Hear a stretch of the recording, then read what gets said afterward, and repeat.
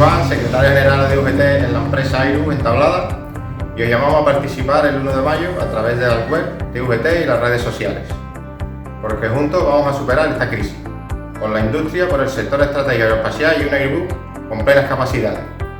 Otro modelo social y económico es necesario. Ahora hay que industrializar el país.